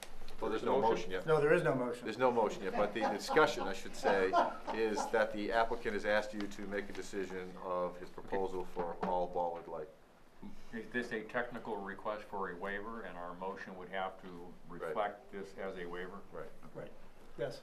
One concern I have of the bollards versus the overhead, and I'd asked this last time about the 360, and I don't think the people in Raymond Cape are really thinking about this, because if you look at these sight lines, you now have a post that's actually emitting light horizontally, directly out toward you, where the overhead lamps are cutoffs, which are projecting the light directly downward and are really trying not to project the light straight out to the sight line. Steve, I actually have done some thinking about that. I mean, you did raise a good point. And I think that it would be fairly easy for us to, even though we can't buy them that way, the bollards that are on this side, which are the ones that are gonna be, and maybe even this one here, what we could do is we could actually black paint, the back, say 120 degrees. And that would be a relatively easy thing to do, and we'd be glad to do that, because it's a good point. that would help, because it really doesn't help all that much in terms of lighting the area that we're talking about, and it would be a bit of a nuisance. So, and I'm sure the Raymond Cape folks would appreciate it. Is there a kind of lighting that you can get pole mounted that could be on the front side of the parking lot, directed into the away from the Cape Road, which could illuminate the parking lot but direct any extra light flow into the forest? You can see what I'm getting at? Yes, well, actually, we've pretty much done that. Well, the Most of the time, these light standards are not mounted where they are here. They're mounted on the backs, on the edge of the parking lot. But I'm saying something, So I we're- personally like, because I went through and I looked at all the numbers, I highlighted the zeros and the .1s, and if I looked at these various designs, I mean, 10B is great. Right. It's getting close to town standard. Right. 10A, it's looking a lot better than, I mean, I look at just the bollard lighting only, and it's, you have very few, even almost .1s. It's almost all zeros. It is, yeah, and we totally agree, we totally understand that. The intent was never to light the parking lot so much as it is to provide a way for people, for pedestrians to navigate their way through. And that's the idea behind the exercise out in the parking lot that we charted. Our intention, and backing up to your ordinance, the very first sentence in that paragraph, basically, the first thing you have to decide as a planning board is whether you want to require lighting at all. You have the option under your ordinance not to require lighting at all. So the first decision you make is whether you want lighting, and then if you want lighting, then the standards kick in. So there's nothing in the ordinance that says you have to have lighting. Now, it's really a question of a straight-faced test for safety. Now, Jim and I respectfully disagree on this, or I respectfully disagree with him. He doesn't respect me at all. The issue Lot of here love in the is house. that I think that the real safety issue here is nothing more than providing a reasonable amount of light so somebody getting out of their car and heading down to the ferry can see enough to make it to the sidewalk. That's it. I think that's a reasonable standard of care. The illumination plan that has come about is oftentimes reflected in the need for, in higher crime areas, and lots of other reasons for that. But in terms of safety, if I were you, and I could make this decision for you, that would be the primary criteria that I would employ.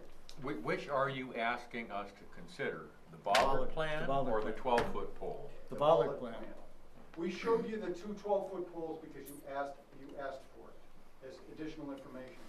And we provided it as additional information, just like this plan is additional information, just so that you can get a feel for it. This exercise in the parking lot was additional information so you can get some context, so you can make that judgment.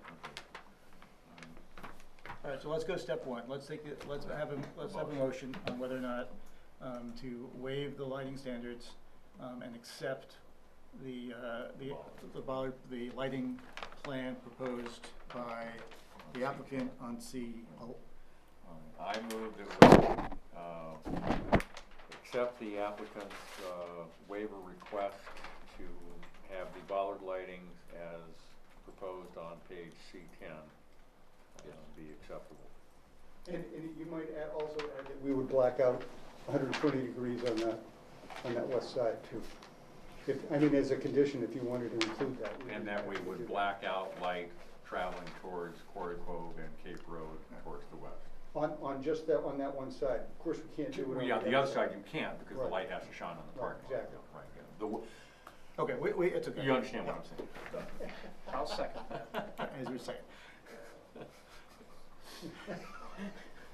Is there any other discussion? Has anybody seconded it? Yes. It has been seconded by, yes. I brought up the concern last time concerning cameras and activities potentially in this parking lot which you were not intending.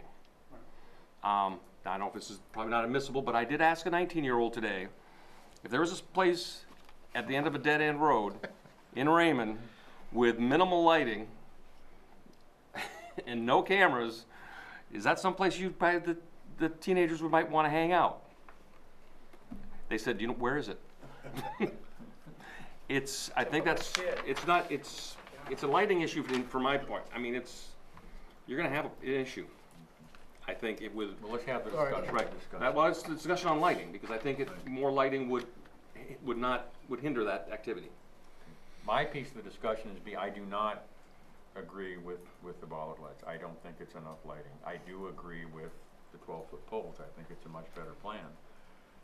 But I do not accept the bollards as being anything close to helpful conditions. We would just like three of there. All right. Is there any other discussion? All right, all those in favor of accepting the waiver as presented on C10? All those in favor?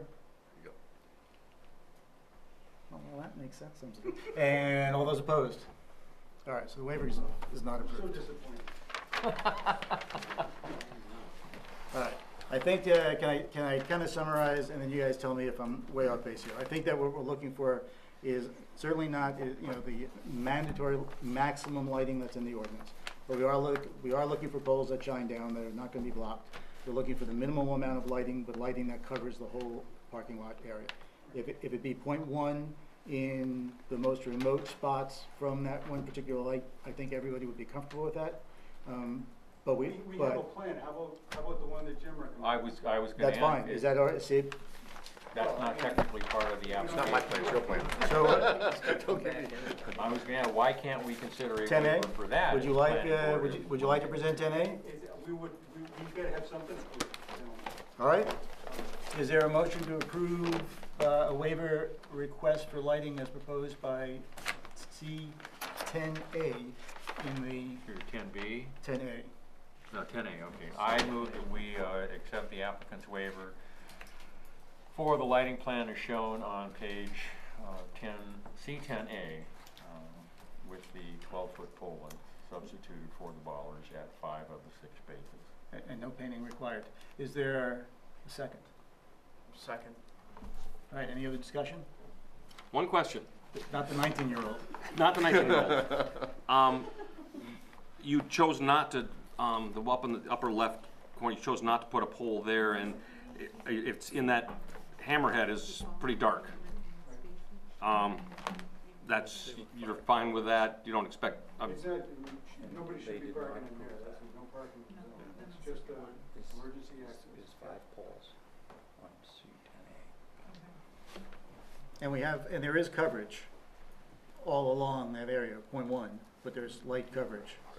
right, stay up to the right-hand side, Right. yeah. Yep. So it's 0.1 all the way up and in. Well, there are some 0.2s if you're close, but as long as you kind of stay in there. All right, any other discussion and questions? All right, all those in favor of approving the waiver as presented on C10A? In favor? In favor? All those opposed? You've got your waiver. Now, yeah. I don't want to go there. All right. Usually you're due for a crack. Come on. No, that doesn't, but you're right, it is. I wasn't planning for it to come so fast. All right, so we have table park, all right, so we have lighting. Let's go back and let's get this thing ironed out. Parking spaces, parking areas, we now know what the lighting is. We can, parking area, we can go A or nay, but you want to stay with gravel or paving. And I know you are not entertaining paving, is that correct? We are, with all due respect to Jim, we are, and in deference to our neighbors on the Raymond Cape, we continue to propose paving just the steep part of the Quarry Cove Road, and not all the way to the, in other words, we would be paving just this section here, but we are making a commitment to maintain this section of road. Because we're going to be in here maintaining this all the time anyway. This will get maintained as a matter of course. I guess what my feeling would be, I know that it wasn't a public hearing, the lady in back did have the comment about people she had talked to and canvassed on Quarry Cove Road residents wanted to see it paved. I would be in favor of tabling this, and if there is additional public input that the residents who are living directly abutting want to make to convince us that the majority preponderance of them would prefer to see it paved, I think that we need to consider those viewpoints. And you would consider those viewpoints under the ordinances under what section? Health and public safety? That's for everything. I would imagine that's why that they're thinking they would prefer to see it paved.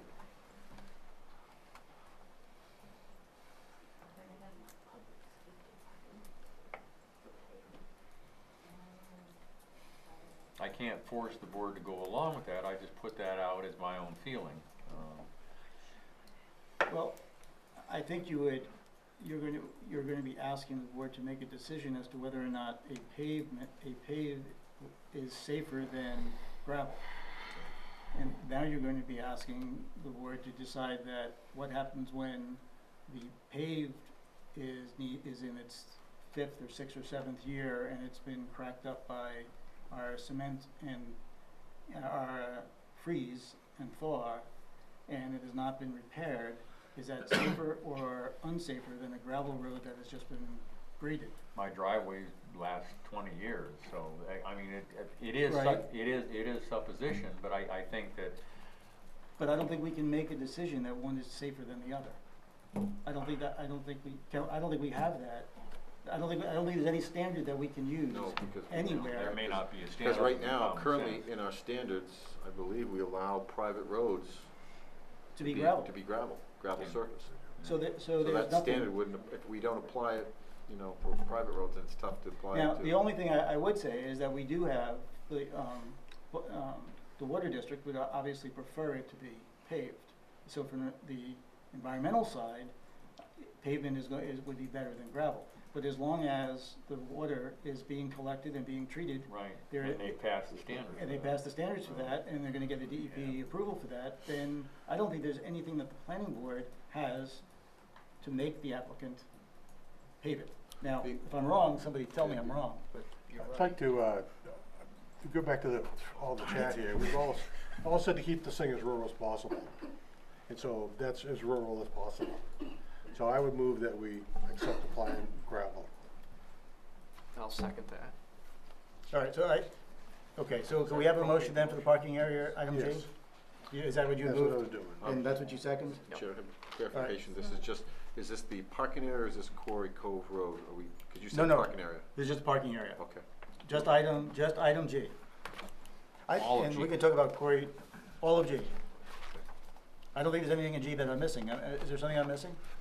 That you yell at me for after, Jim? No. All right, The landscape buffer of the 6-foot minimum species, we're not requiring any, be under C, 2C. Say again, I'm sorry. 2C each parking area, maintain minimum vegetated buffer around Yeah. the perimeter? Well, they have got that by Yeah, times 10. yeah. Okay, so I just want to make sure that we're covered on that. Yeah. Yep. All right, any other discussion? All right, all those in favor of approving that the applicant meets the requirements of section G of our shoreline zoning? All those in favor? And opposed?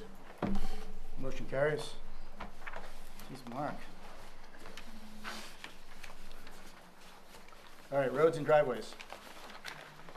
Section H. My notes on roads and driveways was we have an agreement with the town, but that was answered on the engineering presence for the road. The road, I mean, we can show the road as part of your plan that you are paving, but I think, but that's not under the planning board's purview to decide what you really do or not do with that. So that's going to have to be an agreement with the road association, because you don't own the road, we don't own the road, but they do. So we can't really give you permission to go pave that road or approve it. That's right. Okay. We're not asking for it, we're simply showing Okay. that as part of our application. All right. Does everyone understand that that's not, the road that they are going to pave, that we talked about having them pave, Quarry Cove Road. Quarry Cove Road, That is, I mean, that's not part of their property. And it's, so we can't make them pave it, obviously, but that would have to be an agreement, a separate agreement. So now I guess we could make it as a condition that an agreement be entered into with the Quarry Cove Road Association. Is that possible? Well, I think you say you can't make them pave it, you obviously We can. are, yeah. You can, I mean, whether you feel it's for durability or for erosion factors or things like that, you can obviously make them pave it. It's, again, from a common sense standpoint, they're going 4/5 of the way down the road paving and then just arbitrarily cutting off. I know Mark will say it's a slope issue and everything else, but we still have the same road issues with erosion on the side of the road. Yep. All the way up to this entrance. From my standpoint, to help them with their argument, not saying it's gonna cure their problem with their argument, they can say, we're taking care of this section of road that we're burdening from Raymond Cape to our entrance. You know, we're providing the optimum surface and everything. Right, and that's exactly what I would suggest and hope that you would do, would be to pave that whole section and then enter into the agreement with the Quarry Road Association that Fry Island would just maintain that section of the road.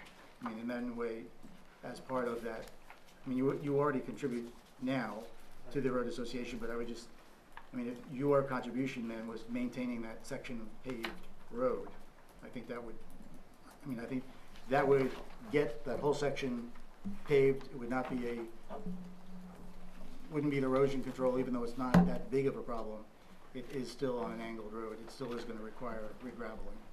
So that's what I would hope that you would do. Right. But I guess I will leave that up to you. All right.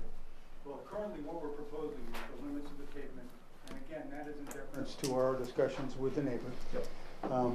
Not all the neighbors, because there are lots of neighbors. Right. And there are lots of different points of view, but that's what our intent has been, and that's why we left it that way. We also have a note on the drawings committing to maintaining the unpaved section as well. Now, also, the town of Fry Island is a member of the Quarry Cove Road Association. So, they, participate as any member would. Right. So, But now I would like to talk about the apron on the entrance. I do have a question about the Quarry Okay. Cove Road. All right, good. Should we have a note on the plan that the information on the plan for development of Quarry Cove Road is informational only, subject to the possible agreement between the town of Fry Island and the Quarry Cove Road Association that we can't control? If we don't have that note on there, where does that leave the applicant in the future if he cannot come to an agreement with the Quarry Cove Road Association? Where does that leave that section of the road as far as what happens to the development? I think you need that note on the plan to give yourself fallback. Otherwise, it looks to me as if it's mandated. And What's that's not your mandated? intent. Paving The it? paving and all of the we development. fully intend to pave it, and the reason we want to pave it is to solve an erosion control No, I problem. understand that, but from what I'm hearing is that we can't mandate that it be done the way it's shown on the drawing, because that has to be by agreement with the town of Fry Island and the Quarry Cove Road Association. What we're doing is we are making this our presentation. This is what you're approving, and therefore, if we want to change what we are asked for an approval, we'd have to come back to you and get a modification to the site So we plan. can't force them to do So it, but they're. if the Quarry Cove Road Association will not agree with you to do that, then you've got to come back and we have to amend. I am not an attorney, but my understanding is that because we are a user of it, we also have the right to maintain it. And paving it, I think it highly unlikely that anyone's going to gripe about us, improving that road. It's a constant source of. It's an issue not only for the folks on Quarry Cove, but the folks on Wild Acres Road. It's an even bigger issue because all the gravel that washes out that surface ends up in the ditch line. I think that what you've got there, I think you're on safe ground, we're on safe ground. I think it's a win-win. The only issue, and it's a good issue, Jim raises an excellent point, that this, and even as he pointed out, paving in 30 feet there, that makes sense. I mean, from an engineering point of view, it makes sense. I don't disagree with Jim.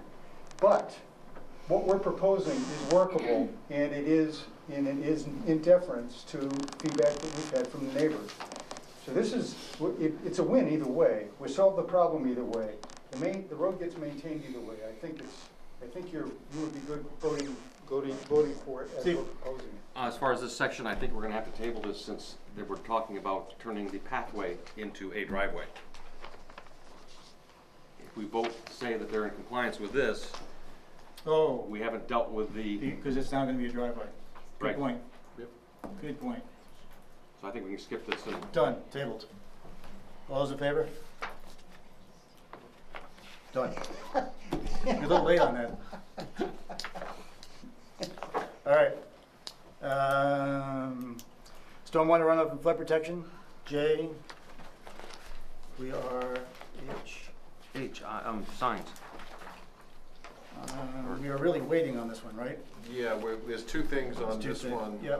One, we have not, we're gonna lean on the main DEP stormwater permit, which, Mark, I don't know where, it's still, they're reviewing. You know, Christmas, yeah, summer vacations and so forth, Okay. you know, we haven't had the review, but we anticipate no difficulties. In fact, I would go so far as to suggest that you could actually give this a conditional approval. Yeah, we're not gonna do that. You don't do that? No, we don't do that. We've stopped doing that. And the second thing is, under our parking ordinance, we have a section in there, which I was hoping to see, other than just a statement, that we'd have an actual calculation of how much of the parking lot and the whole plan itself that we are actually meeting treatment for, Mm-hmm. and green space as well.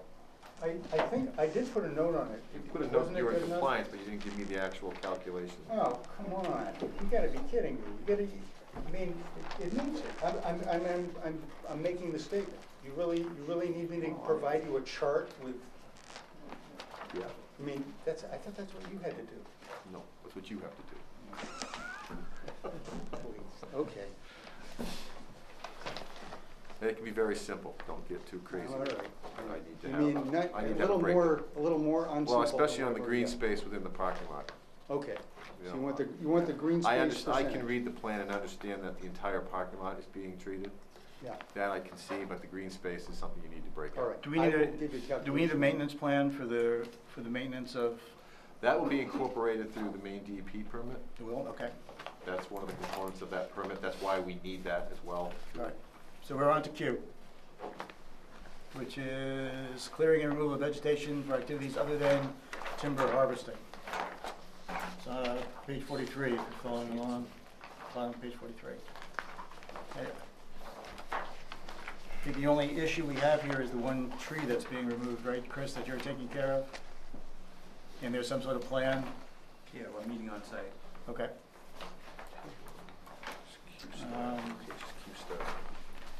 So I think we're okay with taking action on Q with the condition that, what do we call that, Chris? The revegetation is, Revegetation plan. revegetation plan is approved by Code enforcement. code enforcement.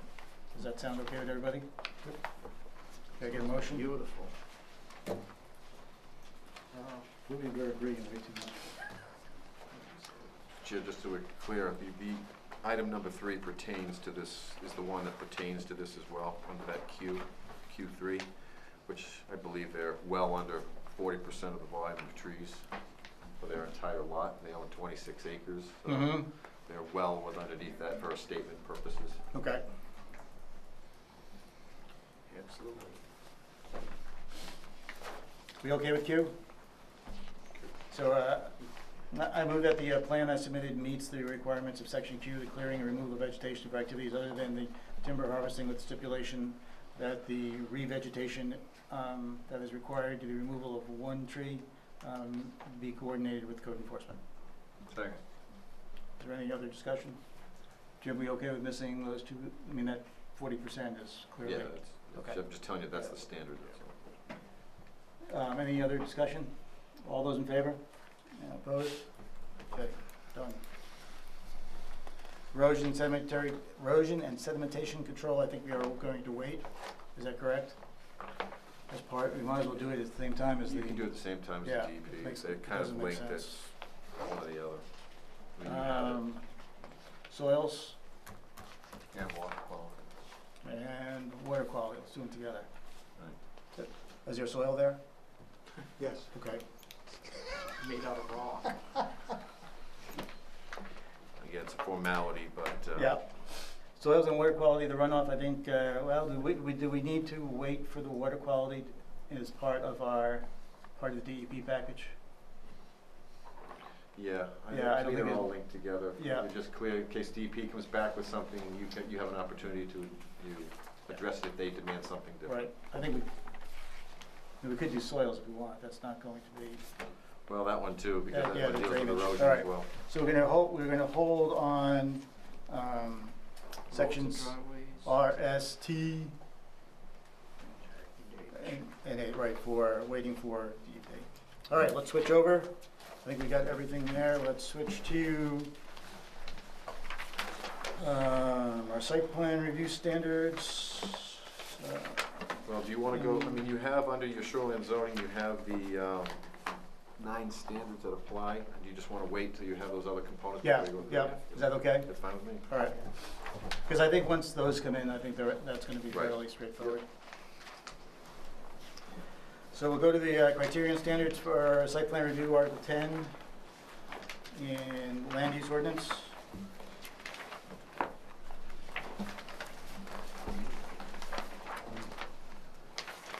Starting with preservation of landscape. And that's outlined on your memo from me on page 6 to help you out.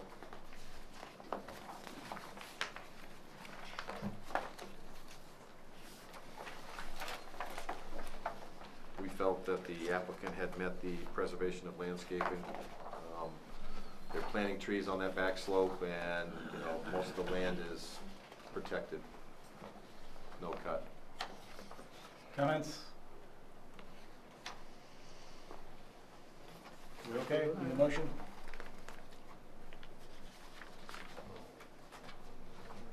What do you want? Am I going too fast for you guys?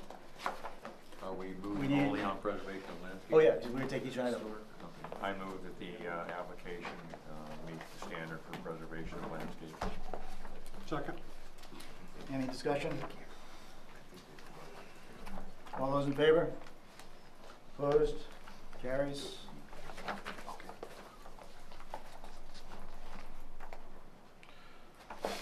Next, the relation of proposed buildings to the environment. There are no buildings. There are no buildings. You have to have a motion for that, though. We still need a motion, yeah. No. No, I guess, can't we just call it not applicable? I mean, there's no buildings. I just take the vote, this is easy. All right, the motion, that the applicant has presented meets the requirements of item B, relation of proposed buildings to the environment. Second. All those in favor? Danielle, you keeping up? I am. Vehicle access, section C. All right. I think we have to table that one, because we're going back to the Going back. driveway issue. Right. Yeah. You're going back to the driveway, and you're going back to Quarry Cove Road as well. All right. We gotta table that. I And- move that we table the vehicular access question. Second, all those in favor? All right. Also on the vehicle access, my notes to, did we finalize or are going to finalize, or what was our final way it shook out on the extending Cape Road into the right-of-way? The town formally going to accept that? And then you're going to expand the right-of-way? Did we ever reach that? Oh, you're talking about the 10-foot addition? Yeah, we all, It's Oh, yeah, shown on that's the good. plan, it'll be a condition that I have in here. Right. That they'll have to provide legal documentation, and the town will have to review it to be executed prior to any construction. so we'll approve and then that'll go to the town to. Correct. And We'll just the town- provide it. If the town- Provide it. If the town denies it, Then it's done, It's okay, done. that's fine. All right, section D, parking and circulation. I guess that's a table as well, isn't it? Because the circulation going to be. Yeah, the circulation need to be tabled because of the driveway issue? The driveway is part of the circulation, Right. really. Yep, Yeah, yeah, Yes so I and think no, we it's an do. emergency access, but yes, you can. yeah. I think we probably just agreed. Yeah, I move we table parking and circulation. Second, Second. all those in favor? Passes, it's tabled. Surface water drainage is, section E is gonna get tabled because we're gonna wait on DEP. Yeah, and we're also gonna wait back on, Mark's gonna give us an update on the box culvert. No, we'll put in a box culvert. You want a box culvert, you got a box Well, culvert. you're gonna size it? The smallest one I can get is twice as big as we need. so. Okay. Well, it needs to be shown on the drawing. Pardon me? It'll need to be shown on the drawing. Oh, We're gonna of have to course. Okay, that's what I'm Yeah. getting at. No, I have more than one revision to make in the drawing, so we'll make them. All right, so I move that we table surface water drainage until, DEP approval permits. Second. All those in favor? Okay, carries. Section F, utilities. Reservoir supply, waste disposal, I think we're okay on utilities. Well, I have one question. Mark, did you, you're probably not that far yet. Do you know if you'll need a transformer for lights into the lot or underground? It depends which way it's fed, and we're really, I think that's one of the things, something that will shake out as a matter of course. It will probably be, if we're going to either feed it from here, or we're gonna feed it from here. Okay, underground. And, yeah, but the transformer may be on a pole, or it might be a pad, but I think it's a detail that we can sort out later on. I agree. Well, we should have to table this, however, correct, that the details aren't there yet, or No, I think that it's a review matter by of course. town staff is acceptable, and we Right. just make that a condition of Right. approval. That's Yeah. right. Okay. I move we accept the, what number is it now? Utilities. F, utilities, with the stipulation that, town staff must approve future details as added to the plan to town standards. That sounds fine. Is there a second? Second. All those in favor? Carries. Special features, section G. I think that's the same thing. We could move to accept special features with the town staff, have them review to accept the waste removal facilities that may be added to the plan if necessary. I would so move. And the maintenance, right, of those? Correct, maintenance and location, and quantity and size and all the rest of it. That's okay, you okay with that, Chris? He's the one that supports it. Yeah. All right, so I think it would be code enforcement will be. All right, is there a second? Second. All those in favor? All right, passes.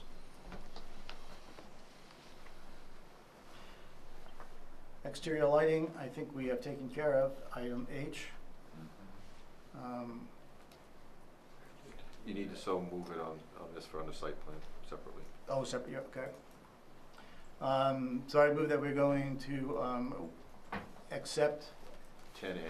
thank you, C10A, as the lighting plan as submitted by the applicant for the parking lot area and the pedestrian walkway. As accepted previously by the waiver. Correct. Yeah. Motion. Right, Okay, thank you. With waiver. I'll second that. Any discussion? One second, the lighting, do we need to include the intersection light in this? It's already on the plan. So it's, You're just accepting it if you feel it's adequate. okay. All right, all those in favor? Motion, all opposed, motion carries. We'll have to table this one. Emergency vehicle access, we're going to table. Right. And landscaping? You want? No said we feel some additional planted trees on the open back slope of the proposed pond would be good. That's separate from the 9 4-foot white pine trees that you noted earlier? No, it's the same. Same. Yep. So those have been added. So if we've accepted, wasn't that under erosion Yeah. control or something? No, that was under, I don't know what it was under now. It was under something in shoreline zoning. It was under, vegetation or something. But anyway, this is, we have to, Yeah, it's we been have met. to move this again here. Yes. Okay. I move we accept the landscaping, As presented. as presented. I'll second. Yeah. Any discussion? All those in favor? Opposed? Approved. That's the end.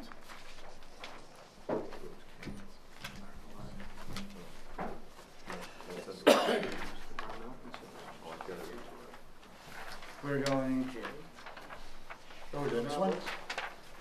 We're gonna have to wait, I think, but did I miss it? You actually have a K. Did I miss? Oh, I'm sorry. Which is my fault for not showing it to you. Well, what about environmental considerations as well? Right, J yeah, I kinda, and K. I don't have a J.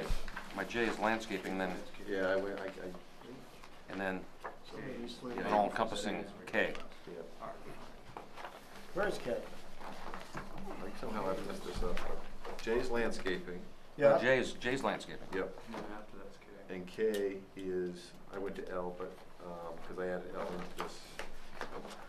K is the standards and regulations set forth in Article 9 of the Land Use Ordinance shall be adhered to where applicable. You'd have to table it because Right. you've tabled others already. All right. You did good today, Mark. Well, yeah, you guys were flying there. I didn't know if Daniel could keep up with all those motions and seconds. So just to summarize then, to make sure I know what my marching orders are, I have show limits of the town construction project on the drawings, as Bruce suggested. We want to show removable bollards on both ends of the woods walk, or the sidewalk through the woods. It's gotta be substantial enough that, you know, somebody can't just come in and lift them up. They're gonna have to have a winch and a, you know, a chain. and- Yeah, we'll Something. have it locked, so that, you know, like they do with state parks. It'll be, 6-inch cement filled or something that's gonna weigh 400 pounds or Right. whatever. I'll figure it out. That problem's been solved before, so I'll just figure out how to do it. And we will widen the shoulder of the sidewalk pending a, you know, a letter from the town attorney, you know, indicating that, you know, the interpretation of the ordinance is appropriate. Widen and also prepare the sub-base to accept. And the additional review. subjects, okay. I had a couple of questions too for Mark on a couple of items. Okay, well, and I think, Mark, and maybe with the town, you may want to have the discussion of whether or not we still need the hammerhead. If we're going to have that as an emergency access, and it will be truly, if it, you know, I think from the board standpoint and from the standpoint of having the access, it would be almost beneficial that, you know, there's the breakaway box and the fire engines and can actually use that as an emergency entrance and exit. That gives us even more of the driveway, quote unquote, and access. And if in fact we're building it to that and they feel comfortable using that, then they may not feel the necessity for that hammerhead. In which case, I think that would be fine with the board. I don't want to speak for the board, but I think. I would like to have him, Chief Tupper or someone should make that call, because I'm Oh, yeah, I'm saying if there's an emergency, I can see them, if I was a driver, Right. I'm gonna drive up and around and through the parking lot, because I'm not gonna mess around with a bunch of bollards and dealing with those. Right, but while you're up there Doesn't have with to turn around. when it's time to leave, right, by all that time, it can be opened up and you can go, Oh. and then you have the dropout. No, Oh, okay. I'm not suggesting we make that decision. No. I'm suggesting that fire review it David Baines. as another access. If you want to, if you want to leave it, that's fine. Oh, No I'm sure the problem. town of Fry Island would enjoy not having to build it. Yeah, and we would have less developed area, so I think that it would be a win-win Yeah, out of that. okay. Two questions I have. One was mailboxes. Do we need to get anything from the postal service for that, to move that? No, I think that the residents have checked with the local carrier, and the local carrier is fine with it. Okay. And then, we haven't got to this issue yet, but on safety and health with regards to kind of some of the signs and everything, one of the suggestions I was gonna make was where the pedestrian crossing is going to cross Cape Road to the ferry landing, is that we may wanna look at some of these, I've seen more and more of them recently, the solar-powered strobe warnings for the pedestrian crossing. I think that'll go over like, well, I won't use the metaphor I was going to, with the residents. I don't think the local folks would really, and we have, I'm not saying it is an improvement in safety. The question is, how much safety do we need? And I think that, you know, with our portable signs in the middle of the road, I'm hoping, in fact, I'm very comfortable that that's going to do a good job. We also have a sign on the approach coming down that, you know, there's a ferry landing, watch out for pedestrians, that sort of thing. So I think, and you, also, I have to keep emphasizing, this is really a very, very low volume road beyond that intersection. Mhm. And the crosswalk is beyond the intersection. So it really isn't as significant a safety issue. And I don't mean to demean that. I mean, I think it would improve safety, but I think it's already safe enough. Just going very quickly back to the hammerhead issue, Mark, if you're thinking about taking it off the plan, it may be better to poll the planning board members before you do that and come back at another meeting without the hammerhead. I personally feel the hammerhead is a good idea for the very things that were raised, Well, Steve raised. the other thing too is if he gets a letter, the way we can handle this is he can leave it on the plan. But if he comes back with a letter from the fire chief saying that he's more than adequate, it doesn't mean he has to construct it if the fire chief says he's satisfied with that too. So it can be on the plan, we may not have to build it, if the fire chief says has satisfactory emergency access. Yeah, And would you defer judgment to the fire chief? If the fire chief thought it was okay, would you be okay with it? Well, yeah, I also think it's useful just for people to load and unload and be able to do so off the end of the parking lot where they're not conflicting with people parking and backing up, and it's a useful drop-off and loading area too, aside from emergency vehicle turnaround. Well, I mean, you didn't give me an answer. I mean, that's not what it's designed for, but people are gonna use it for that. And I think actually it will make the parking lot safer as a result. And also people who are driving down to the end and need to turn around will naturally go down to the area where there's no parking and there's a hammerhead and they can safely turn around without conflicting and trying to bump up when there's 50 cars parking there and the ferry's just coming, everybody's moving in and out with their cars. I think it was a no, Mark. Pardon me? I think it was a no. And then lastly, Mark, if it's possible, can we get a draft of the easement area so we can start having our legal review? Okay. All right, no, that's not a problem. The last two things on my list were the green space percentage that Jim wants. I'll put that on the plans, and we'll put the box culvert on the plans. And what was, it's too late for me, what was the last thing that I was supposed to write down? We just talked about, oh, the issue of the hammerhead. Right. I thought you wanted a percentage of water treated. I know that's 100 All right. from the parking lot. I know All right. it's 100. What's that again? No, I thought he'd asked for the percentage of water treatment. Oh, Just note on the plans 100%. okay. Yeah, and I did. That is one thing I did notice. On the plans. Is your intent to come back to the next meeting? I am going to come back for the next meeting. I'm planning to. Okay. But a lot of that depends on, since really the only issue, we have two issues remaining in broad terms. One is the issue of, whether we can, with a straight face, call the sidewalk. That's one. Right. And the second issue is just getting the DEP to make the approvals, because I think that, I don't see any issues. The stormwater system is well built, so I don't think that'll be an issue, erosion control, that sort of thing. So I think we're in good shape. The only wild card is this hammerhead.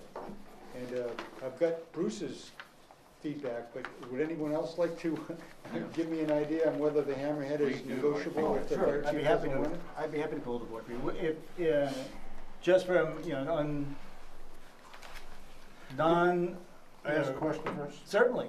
The reason we have a hammerhead is because ordinance or fire department? Fire department turnaround. Yes. So it's- The fire department felt because of the size of the parking lot, they would need secondary means for access. Okay, so That that's gave one. them Right. the chance. Only reason there's a hammerhead is because the fire department wants it. Correct. So if they don't want it, I'm okay. Okay. Likewise. Steve? I agree with the aspect of it's gonna make a better functioning parking lot. However, with the hammerhead there, I'm still having a problem passing the red face test on that being emergency access down the pathway. If the hammerhead wasn't there, to me, it says, yeah, okay, now that is emergency access roadway. So, So you're arguing for removing it, so we actually do have a straight face test in that emergency access. Right. Bruce is a no, I'm a yes. I like that argument, Steve. Yes. What? For once, Yes. for once, I agree with you. All right, so you got a yes and a yes. A yes and yes, okay. All right, very good, that's very helpful. I'm done. All right, that's it. We have to move to the bylaws and accept, Yeah, you were waiting. throw out the old, accept the new. Yeah, because you were waiting on the Board of Selectmen to review them and make comment. So that finally happened, and they have given you folks the thumbs up, so. All right. Everybody happy with the bylaws? I'm fine with bylaws. Can we have a motion? I move we accept the bylaws. Is there a second? second. Is there an approval? Yes? Vote? No vote? Done. Bylaws. Throw out the old, throw in the new. Plan on communications? Just want to get a poll. If we hold a meeting next Oh, month, yeah. who will be here and do we have a quorum? October 8th, I will not be here. Neither will I. I will. I will. I will. 3. And Ben, Ben, I heard a yes from, and so the no's were you and Bruce. So, just so you know, I need a quorum for next time, so I have to know that you guys are coming. Don't we need a quorum for every time? Well, I mean, like, I'm having to send out notices and do a public hearing notice, so like, Can before we I move did the that, meeting I to the wanted to next make week? sure that with so many Yeah, dropping that was down my that suggestion. Is it possible? Why to don't you move poll next the week? board for October 15th? we have this room is booked for October 15th. I recruit another member. Well, you got- well, you'll what have about the 4. town? I mean, we can do it in the No, town. it's the town office, that's fine, it's a public hearing involving the town, Oh, so. yeah. So You I, can miss the you meeting, know, that's But you have 4, right? yeah, I had 4, so I'm just making it clear that as long as You all can't go 4 of anywhere. you. You can't back out. You can't Yeah. run away, you can't get sick. I will go to your house and find you. Come here, sick. Ebola. But it would, it would be nice, because this thing, if I we would love could- to be here for Me this too. meeting. yeah. Can we move it to Tuesday night? As long as it wasn't the 14th. That's We'd selectmen. So, What if we backed it up to the 7th? I'm sure. the 7th? The 7th, I Day believe after. we're all, Are you just yes, we're good on the 7th. Even the 27th and come I'll be back. gone all week. He's not, Bruce is not. Oh. Yeah, you. No. So you'd have to be, you'd be after the 12th. So, but 1 week later, the only 22nd. problem is we're gonna be in the town office. Right? I mean, that's, Yeah, if you do it the 8th, well, it'll be the town office either way, yeah. yeah, so, I mean, but we can all be here the following Wednesday. Yep. You okay with Yeah. the following Wednesday? The 15th or the 22nd? The 15th. right? 15th, I'm thinking we couldn't do the 15th, but we're Well, gonna move it to 15th, we town. just wouldn't be We can't do it here. here. We could do it at the town, Oh, though. Okay, I'm All right. fine on the 15th. yeah. 15th? Bill, you okay with the 15th? Yes. Yeah, then we all can be here. I'd rather do that. Okay. So where is it gonna be, in a different location? Yeah, it'll be at the town. Just won't be, it just won't be broadcast or taped, so. But don't call Bruce, okay? If he sleeps in, let him sleep. And Mr. Chair, we had, just Chris and I had one more item. We had David Greep, that project, it was approved. He's reorientated his building, because he did the Chipman Farm building. Mm-hmm. And then he was gonna do an expansion, was gonna double the size of his current Sebago Water Sports building. Uh-huh. He's changed the configuration, and with that, there's also been some changes, minor changes to the parking lot. Chris and I were discussing, technically it should come back to the planning board as an amendment, because it does have some minor changes. I'm hoping that we'd be able to do that in one meeting where it's such a minor change. Is So I that just wanna even, get some- is that even necessary? Is nothing that by statute you guys cannot handle? Only reason I say that is because, you know, you signed that plan once before, and I'm just saying, I like to have it come back almost as consent by type of item, where you just basically sign it. You know, we'll go through the review and everything, That's fine. and you'll just re-sign it. It does change the parking lot and the access into the site a little bit, so we're gonna have to work with them a little bit on that, so. It's a If little you're bit more. recommending we review it, then I'll accept that recommendation. We fixed the trees on that, the landscaping, those 3-foot trees that were Yes, put in. yeah. All right, Move again. Thanks. all in favor? Hey. Done. A little late.